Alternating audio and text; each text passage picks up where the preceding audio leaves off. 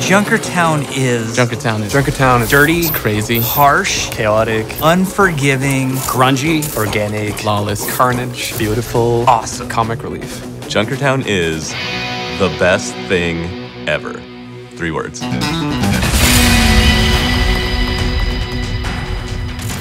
Junkertown is a really important area in Overwatch.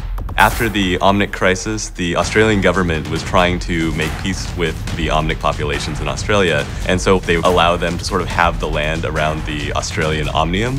Unfortunately, that would displace the solar farmers and other people who were living out there, which included one Mako Rutledge. You had this group that was sort of misplaced and then fought back against the Omnium, and not only fought back, but did it in whatever ragtag way they could. That ultimately resulted in the detonation of the Omnium. And what they've done is they've built on top of the wreckage, and what we're seeing now is that town.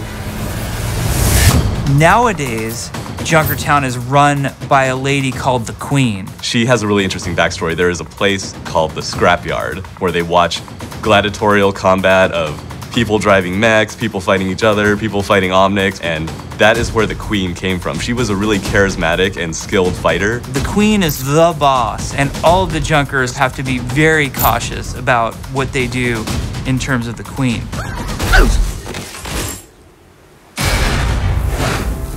Why did Junkrat and Roadhog go on that worldwide heist spree? There's 2 things that solve every problem: money and explosives. They wanted to try and buy their way into the Queen's good graces. You can see a lot of that as we escort the payload, which has all the treasures that they've collected across their journeys, and also has a little special surprise for the people who kicked them out of Junkertown. Once we saw Junkertown and we knew Junkrat and Roadhog as characters, we knew that we had to relay that in the sounds.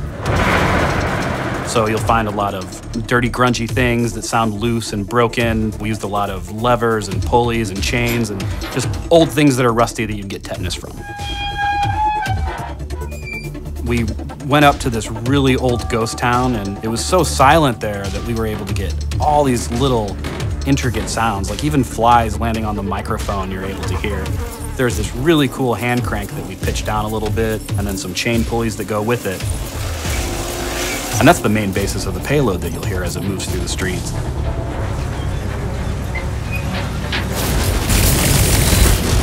So in Junkertown, it's obviously an escort map, and there are some interesting new wrinkles to the formula that we throw on this map. We start in the outskirts of Junkertown at Roadhog's farm. There's a lot of sheet metal and things plastered on the walls to make it feel livable. I feel like the abandoned farm is kind of a nice grounded area of the map, and as you move through this level, you slowly get into this kind of more sci-fi, high fantasy parts of the level. The next section I think is my favorite section, which is Junkertown proper. You get to see what life is like in Junkertown. They've got their shops, and they've got their tattoos, and they've got their car mechanic shops. You've got your wacky bar that's actually in a sewer pipe, which just makes you ask a lot of questions. And then finally we get to the scrapyard where the great battles happen. Powerful champions have come through the ranks and have seized power and fame and glory in Junkertown. And it's gonna create a lot of interesting scenarios. You've got the turbine, which is the big fan that's spinning above. And so players can stand on this thing while it rotates. You can put turrets on top of it. But you've also got to pass through that sort of shortcuts, either from the attackers straight to the final point, or from the defenders to the earlier choke in the space. And we feel like this is gonna add a really interesting gameplay dynamic. We didn't want Junkertown to just be this hopeless, desolate, impossible place to survive. So we really tried to fulfill that post-apocalyptic fantasy, but also have a certain element to it where you're like, oh, you know what? I would actually eat at that restaurant. We get so much opportunity to focus the story on Overwatch and Talon, but we don't get a lot of opportunity to explore some of these other groups. And I hope that Junkertown is the tip of the iceberg for what's more to come for Junkrat, Roadhog, the Queen, and the Junkers as a whole. Da da da da da da da. Oh.